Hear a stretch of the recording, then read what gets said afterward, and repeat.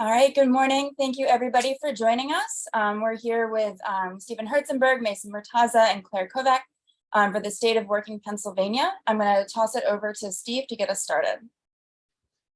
Thanks very much, Adrian, and thank you to those of you who've joined the call for your participation this morning. Today, we are releasing the annual State of Working Pennsylvania report. And the message of the report this year is a simple one. We have a tight labor market, and there's a wide range of innovative union organizing going on across the country and in Pennsylvania. And those two realities offer new possibilities for Pennsylvania workers. So with smart and worker-friendly policies over the next several years, Pennsylvania could enjoy a return to shared prosperity for the first time really in more than 40 years. So that's the big picture. Now, to dive into some of the specifics of our analysis, I'm going to turn things over to my colleague, Claire Kovac.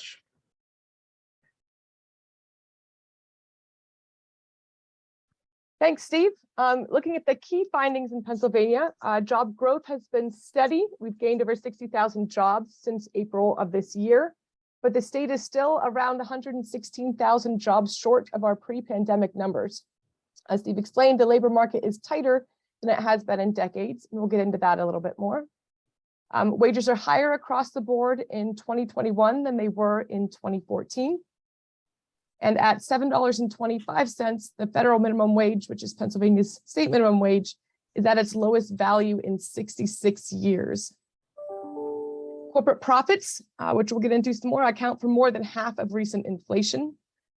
And some of these innovative union drives, as Steve described, like Starbucks, Amazon, and Pitt, they're making headlines, but they haven't quite moved Pennsylvania aggregate union numbers yet. And Pennsylvania is once again at a fork in the road on policy, where an agenda for broadly shared prosperity is much needed. And I will hand it over to Mason. Thank you, Steve and Claire, for the introduction. The purpose of the next few slides is to give everyone an idea of Pennsylvania's general economic status and how we've been recovering from the pandemic. The summary of it is on this slide, starting with the size of the GDP, or the size of the economic pie in Pennsylvania. It's seen a very slight decline of 0.2% in the second quarter of 2022, but the state's GDP remains above its pre-pandemic levels.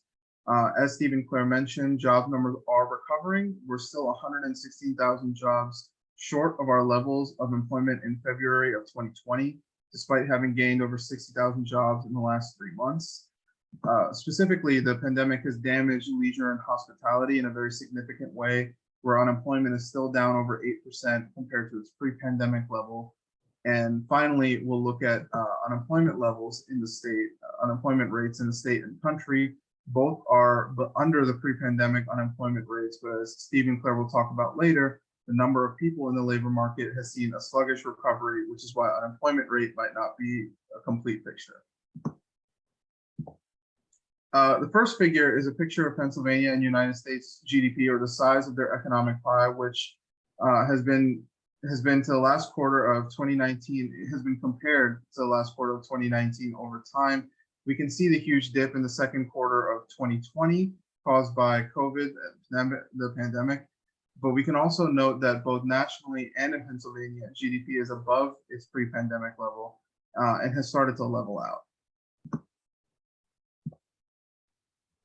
While GDP and unemployment rate, which we'll talk about later, may suggest that the economy has fully recovered, there are other metrics that would suggest full recovery is going to take some time and effort.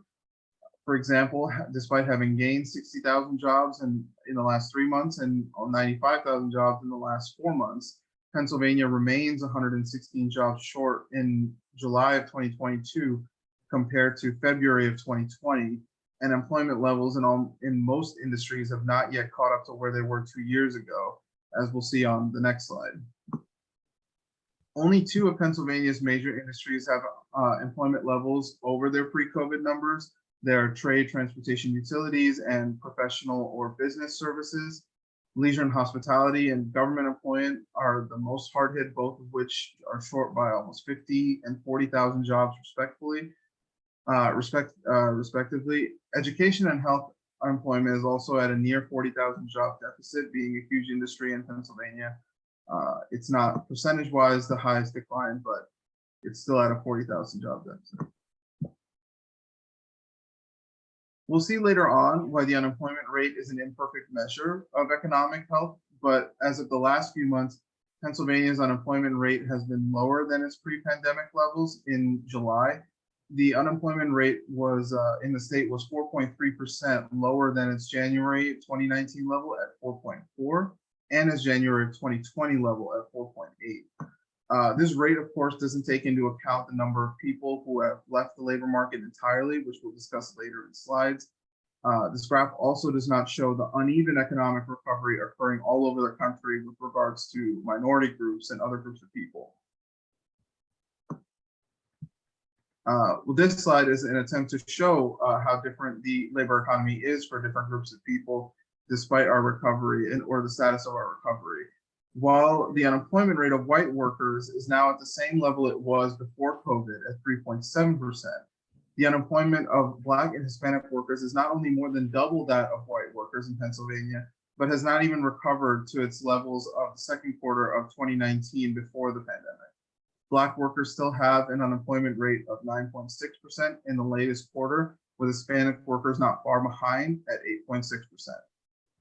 Steve and Claire will have other slides that show how wage growth and other metrics of recovery have also not been even for different groups in Pennsylvania. And with that, I'll turn it back over to them. Thank you. Thanks, Mason. So in the last section, he outlined how Pennsylvania's unemployment rate is lower than it was before the pandemic, which you would normally think is a great thing, but that we're still down around 116,000 jobs. So on the surface, these two data points don't really seem to gel, but they're explained by a shrinking labor force shown here. Pennsylvania's labor force has decreased 2% since November in 2019. So even after the initial drop here due to COVID, the labor force size hasn't really recovered. People left the labor force for all sorts of different reasons. You know, many with infection concerns. Some realized that while it was harder, their family could get by on one income if they didn't have to pay for childcare. You know, some can't find stable or reliable childcare or elder care and have left the labor force entirely due to caregiving responsibilities. Wrapped up in these numbers are the fact that many baby boomers took early retirement, and a big group of baby boomers who worked past retirement age have finally retired. So this next figure shows the employment to population ratio for workers. And so while you can see this 2020 dip here in worker populations of all ages, the two younger groups, yellow and dark green here, are on an uptick, while workers 55 and older, shown in light green here, have not been returning to the labor force in similar numbers. So we find ourselves in a position since around mid-2021, shown here when this green line dips below the one here, where there are fewer unemployed workers than there are job openings in Pennsylvania. So after the initial COVID spike in layoffs and discharges from work, this yellow spike here, layoffs and discharge rates have dropped a little bit. They're trending down, while quits in Pennsylvania are ticking up a little bit in the data here. So workers are finding themselves more and more with the freedom to quit a job that they don't like now, confident that they can get another one. And meanwhile, employers have to think twice about firing workers because it's maybe difficult to find replacements. So this dynamic has translated to some interesting outcomes for Pennsylvania workers, which brings us to Steve with the state of wage growth in Pennsylvania. Thanks, Claire. And the next slide will walk through sort of the trends in the last kind of decade. And you can divide the last decade in terms of wages into kind of three periods. In the slow recovery from the Great Recession, which continued to 2014, you had wage stagnation basically for across the wage distribution. But then in the next 5 years, somewhat like the long 1990s economic expansion, you had falling unemployment and you had wages rising across the board between 7% and 10% in that 5-year period for most of the distribution. And then in the last 2 years, you've had some bouncing around, and some of that's got to do with what economists call compositional effects. So low wage workers disproportionately leaving the labor market in 2020, which kind of created an artificial bump to measured wages at different parts of the distribution. And then when low wage workers came back disproportionately in 2021, that tended to drag wages down. But so most of what we've done in this report is actually focus people's attention on those 2 years together. So let's look at the next couple slides. Claire, okay. Okay, so this is, yeah, if you look, I'm still now talking about workers generally, but if you go for the whole period from 2014 to 2021, there's a table in the report which basically shows wages increasing across the board between 9% and 19%, tending to be higher increases at the bottom end and the top end, and a little bit lower towards the 9% bottom end of that range in the middle of the distribution. But again, if you look at the 7-year period, 2014 to 2021, as a whole, what you see is it's been a period of unusual broad-based wage increases, the first such period in the last 40 plus years, except for the second half of the 1990s. So now moving on to this chart, this is mostly more of the same. Pennsylvania has big racial gaps in wages. This chart shows the median wage for white workers climbing pretty rapidly in the last few years.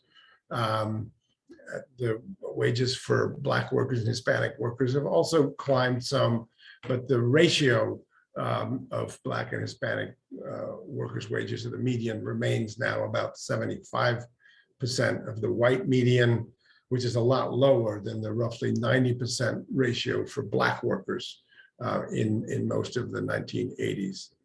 The next slide looks at gender, and here the story is of substantial gains, kind of cutting the gender pay gap at the median in half, from roughly 40 cents less on the dollar women used to make in 1979 than men in both Pennsylvania and the United States.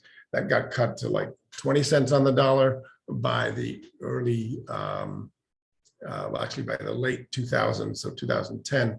And what you see since then is that particularly in Pennsylvania, that the gender wage gap hasn't declined at all, actually for most of now 20 years.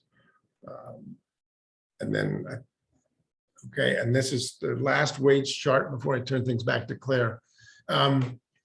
Here we look since 1983 at wages in 4 predominantly male blue collar industries. And we look at the wages for kind of non-supervisory blue collar workers in manufacturing, in construction, in trucking, and warehousing.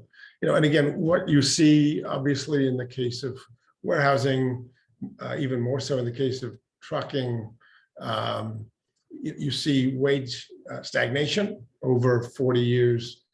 And you even see some decline in trucking. If you went back to the 1979 period, you'd actually see even more wage decline in those industries, because 1979 to 1983 were periods of substantial wage decline for non-college workers in Pennsylvania. The story in manufacturing is also of wage stagnation, some gain in the last 20 years, but still modest. And then in blue collar construction, you also see some gain, but a lot of bouncing around in the last 15 years.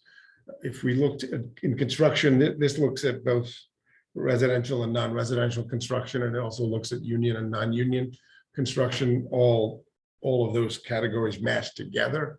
If we look just at non-residential construction and the union sector, the wage picture would look somewhat better over this 4-decade period.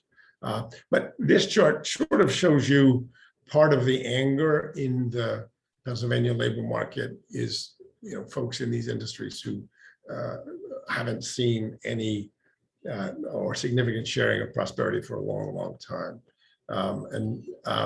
Maybe there's one more chart. Is the education wage chart next, Claire? No, it's back to you. Sorry. All right. The state of Pennsylvania's low wage labor market is our next section. So the minimum wage is at its lowest inflation adjusted value in 66 years. Its real value has taken just a nosedive, and not just because of recent inflation. This chart shows since the last time it was raised in 2009, it's taken a 27% buying power cut. So every state bordering Pennsylvania has raised their minimum wage, with several on a path to $15 per hour. Despite recent proposals looking to get Pennsylvania's wage to $15 by various years, the last proposal being by 2028 on that schedule, Pennsylvania has still not joined these other states in raising their minimum wage. So in conversations about what the minimum wage should be raised to, $15 an hour has often been held up as this lofty goal. So we've been having this conversation about the minimum wage for so long that $15 an hour doesn't even meet the minimum standard of living for most of Pennsylvania.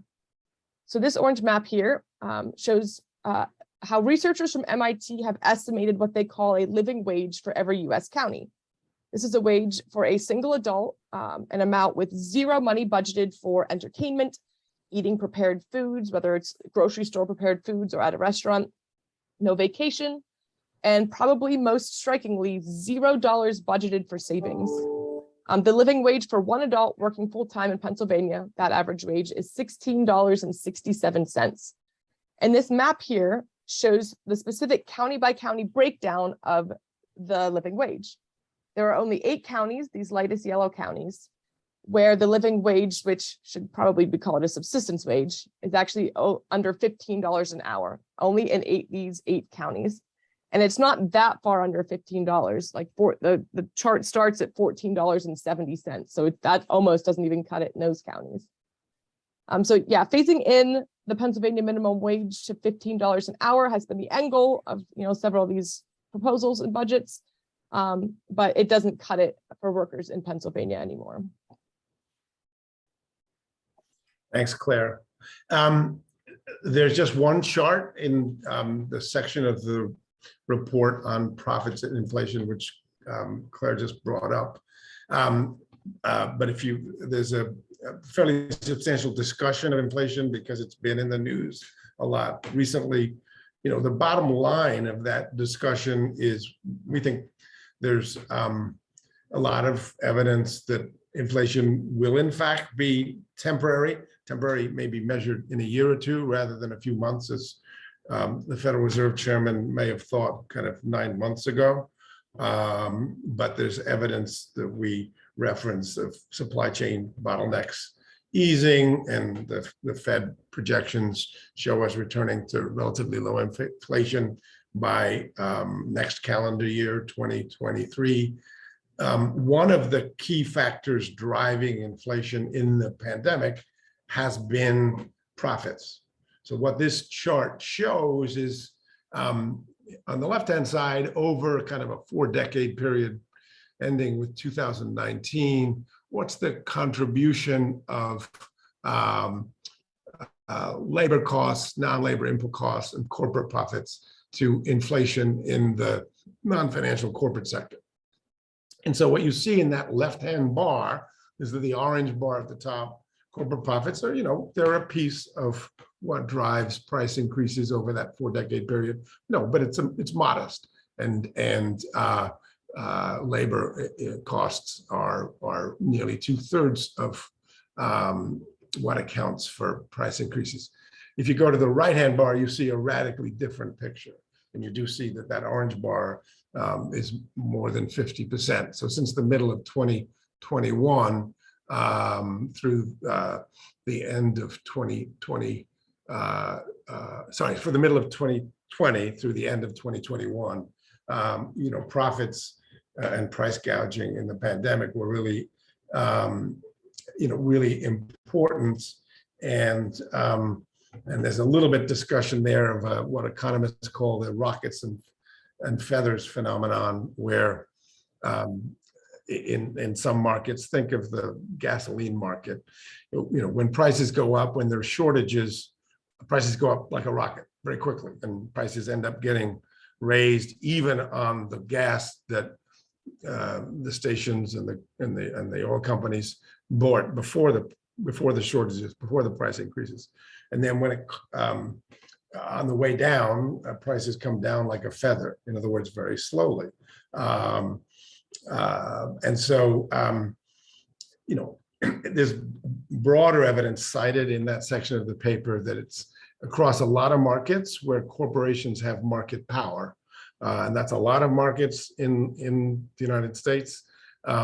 When you have shortages, when you have supply chain bottlenecks, prices are going up anyway. A lot of corporations say, well, this is a climate in which we can tag on some additional increase in our markups. So you get this combination of very high profits, and you get this right-hand bar where that's a big part of what's driving inflation. There's an extended discussion of the fact that the economy today is very different than the economy of the 1970s. Workers' collective bargaining and cost of living adjustments automatically in union contracts, which were a factor in the 1970s to having inflation sort of spiral upwards over time. They're not a factor now.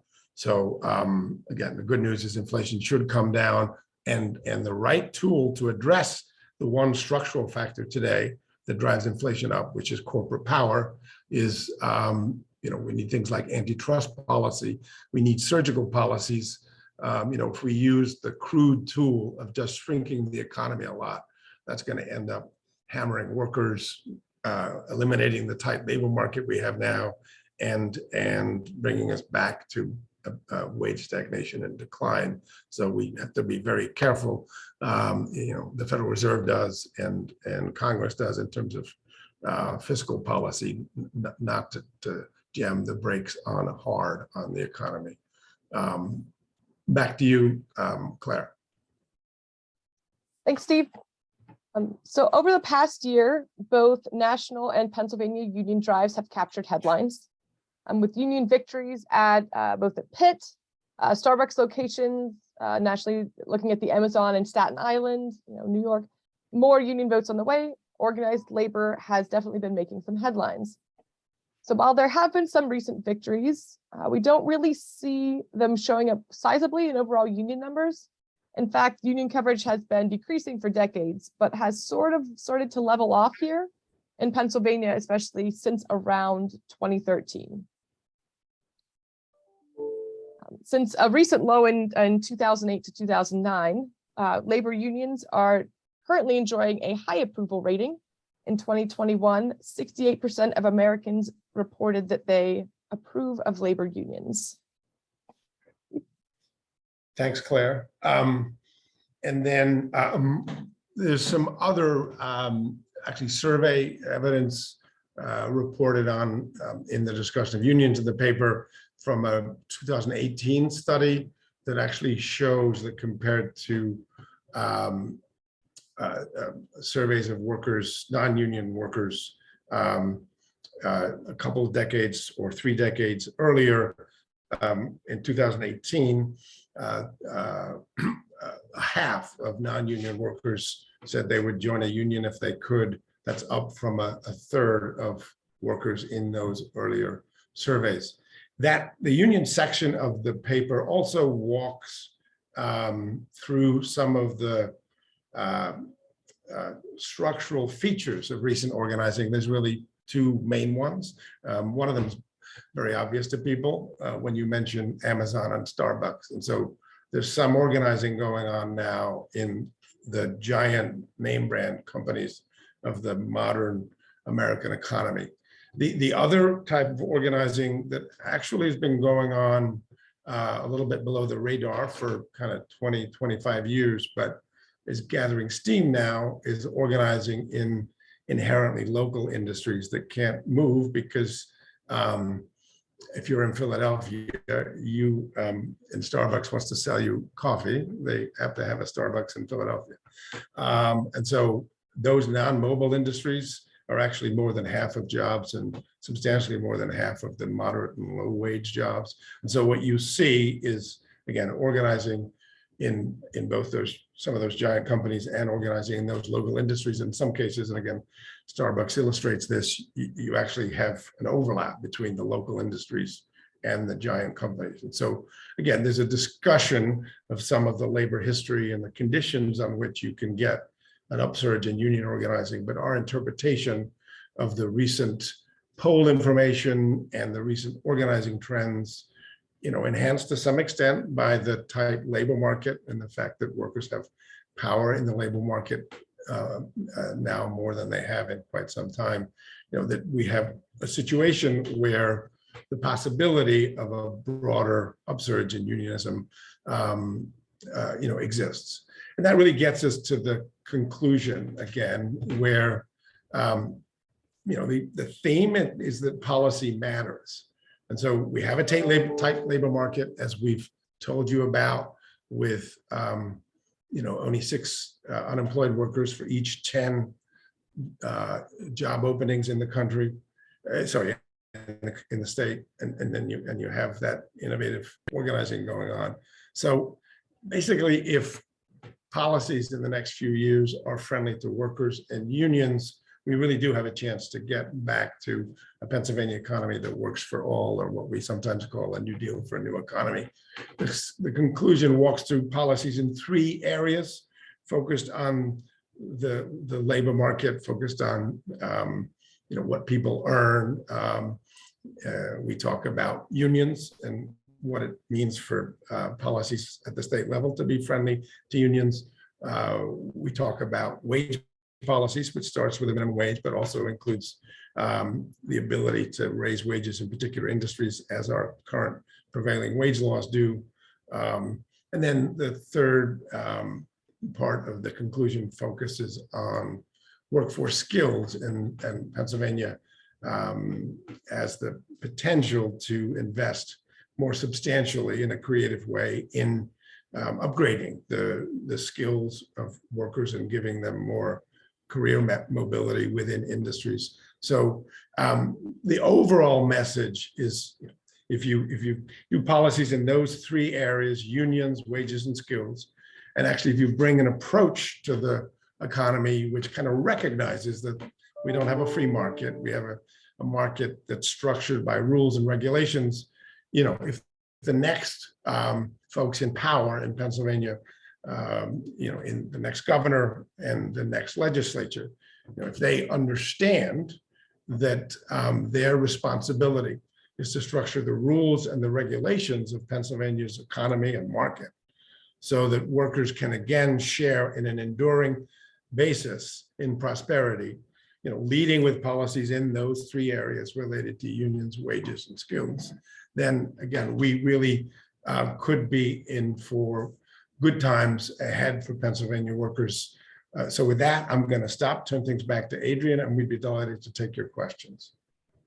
Awesome. Thank you, Steve. Thank you, Steve, Claire, and Mason.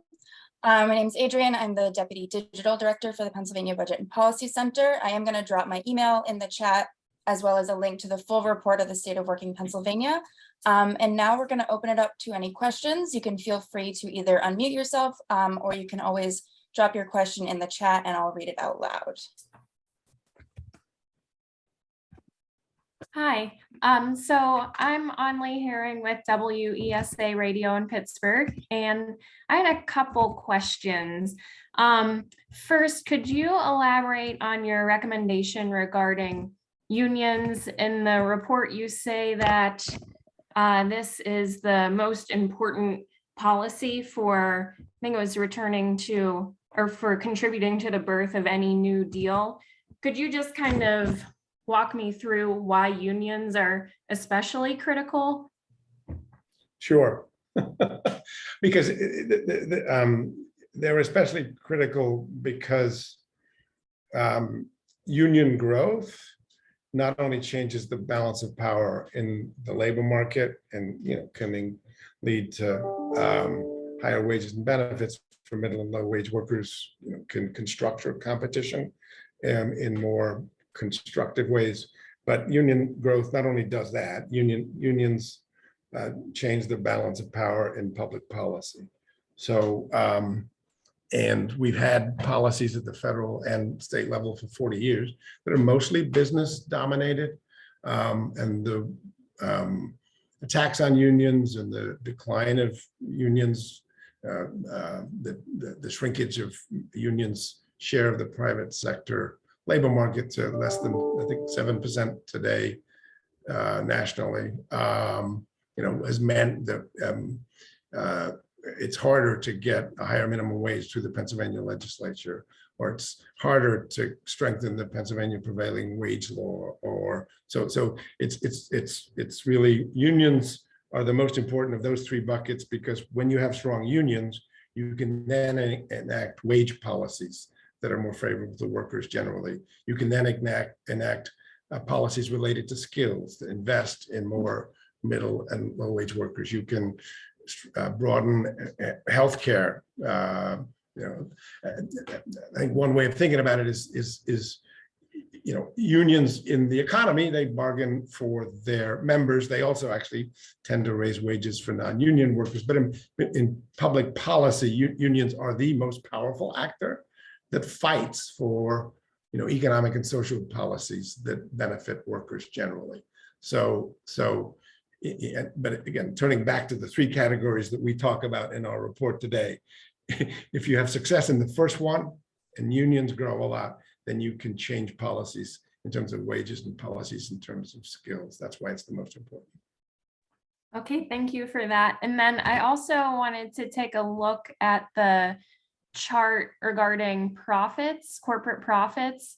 And I just wanted to ask how much you think technological advances account for kind of the change that you observe between kind of what is a much longer period here, 1979 to 2019, compared to 2020 to 2021. Seems like a lot what we would have observed in those 4 decades could be quite different from this 1 year period that you're comparing to. Yeah, well, it's obviously true that again, the pandemic economy and the pandemic recovery are a very unusual period. And again, the supply chain bottlenecks and exacerbated in energy markets by the Ukraine war.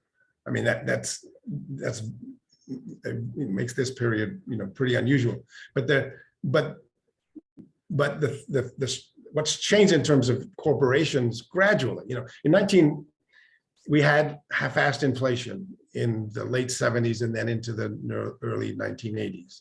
And one of the things that tamed that inflation, in addition to workers getting creamed and the tradition of annual cost of living adjustments for workers, ended. One of the other factors was globalization, and US manufacturers that for most of the earlier post-World War II decades had sort of had the US market mostly to themselves.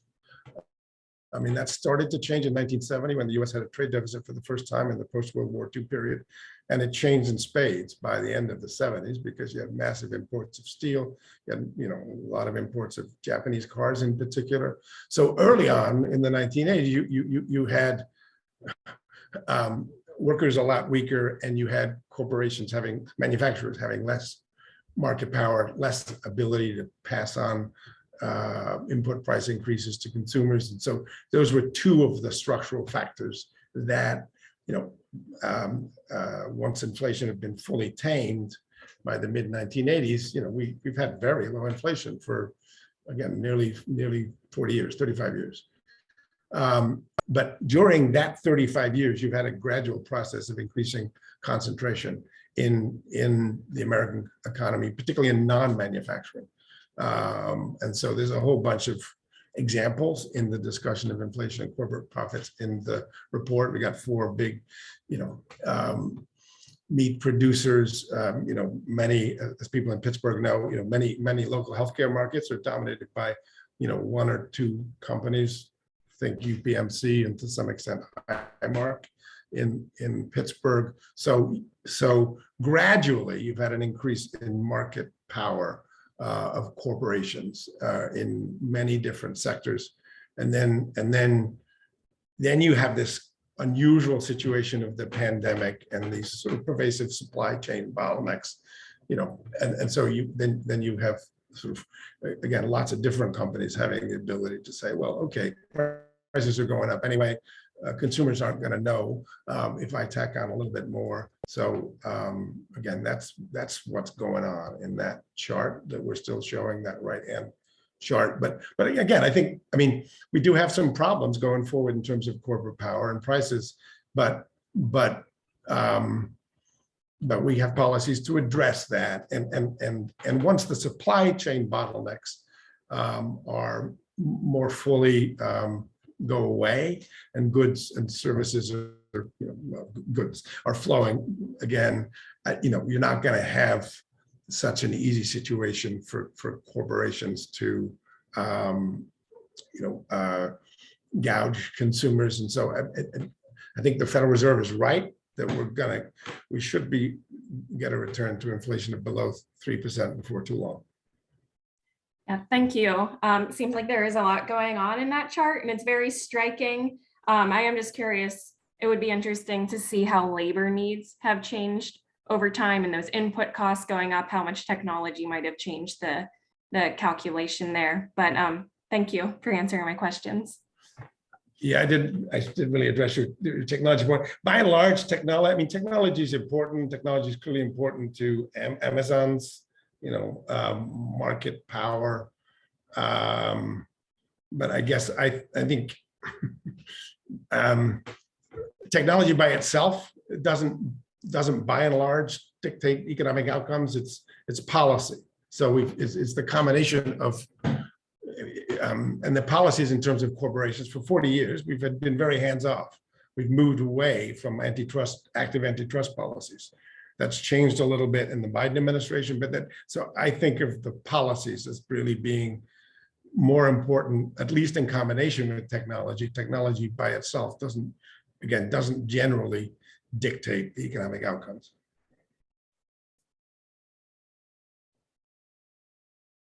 Thank you.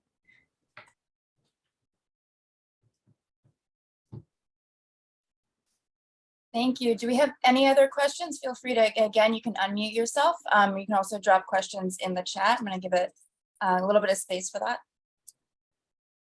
So while we're waiting, Adrian, I want to remind people of something. We know there's a lot in this report. We kind of trained a fire hose on you for about 25 minutes, and apologies for that. But it's important for you to understand that this state of working Pennsylvania is partly modular. So it's been designed with 7 kind of different sections. And so mostly in blogs, maybe in some cases, it'll be short briefs as well. But we are, over the next kind of 5-6 weeks, going to be chopping up the state of working Pennsylvania and reissuing the sections of the report, with some tweaks and elaborations in some cases, but so that you can write 7 stories based on this report by the middle of October. I do have one more question. It would just be helpful for my purposes. Could you sum up what has driven the wage growth that you document in this report? It's across the board wage growth seen from 2014 to 2019 in particular is basically a long economic expansion and declining unemployment rates. The one other factor, the policy factor is minimum wage policy, but not in Pennsylvania. Right? So, although it's almost certainly true that in areas of Pennsylvania that border New York, New Jersey, and now Maryland, the three states that are on a path to $15 an hour, the Pennsylvania workers at the low end are probably benefiting. I mean, some of them are going across the border to get a living wage job, to use Claire's phrase. Obviously, the policy-driven effects of the low end of the labor market in Pennsylvania are not as pronounced as they would be if our legislature got on a path to $15 an hour. And again, what we actually document over the last 3 years, the gap in wages at the low end in Pennsylvania, at the 20th percentile, the gap in wages has grown from 20 cents back in, I think, 2013, which the New York minimum wage started to go up in 2014. So by the last 3 years, the gap between those three states and Pennsylvania is 140 an hour at the 20th percentile.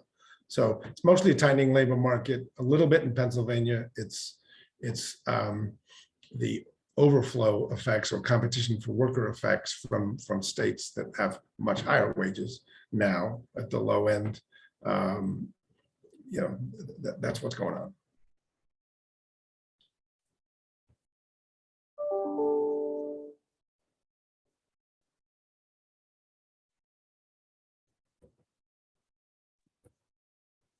All right. If we don't have any other questions, I just want to remind you that my email is in the chat. So if you do think of any questions or need the link again, I can always email it to you. Just shoot me an email. The link to the full release of the report is also in the chat here on Zoom, and we will be sending out a press release to follow after this event. We don't have any other questions. So let me jump in, Adrian, one more time. And partly I'm giving people more time to think. But so I do also want to say that the union comeback story in this report is a really important story. It's an important story because to some extent, organizing and mass organizing happen based on workers having more confidence that they have the power together to change the way the economy works and to create that economy that works for all. So we think there's lots of good evidence in the meaty discussion of unions in this report and references to things, other sources. You can call Keystone Research Center has been writing about this stuff for a long time, but covering the comeback story and and explaining to your readers what's new about some of the organizing and where it might lead and how it could grow and become consolidated.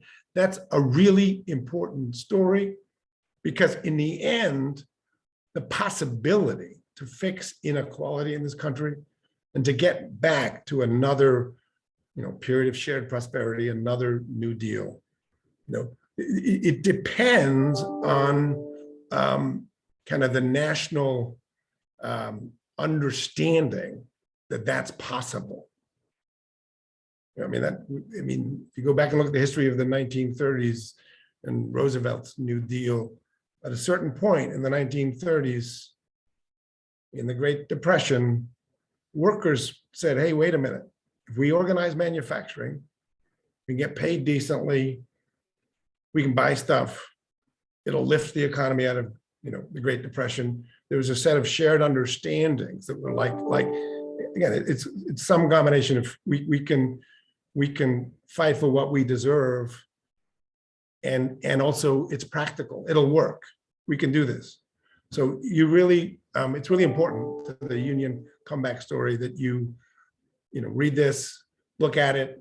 You've got innovative organizing wherever you are in Pennsylvania. There's likely some innovative organizing going on. I hope you will dig into that and strengthen the conversation about the possibilities within Pennsylvania.